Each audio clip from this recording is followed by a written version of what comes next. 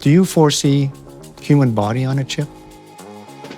Because human physiology is so complex. It's so complex, Yeah. and the parts are interrelated. It's not just a sum of parts, right? Yeah, that's the Yeah. whole thing. That I think is the $1 million question. Do I foresee it? It's 30 years from now, maybe. 5 years from now, absolutely No. not. We'll have better single tissue systems. We'll have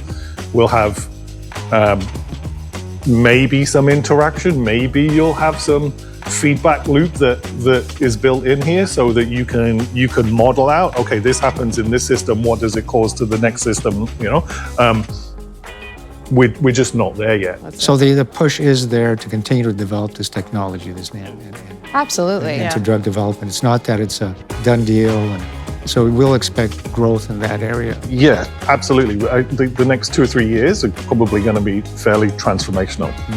Looking forward to that.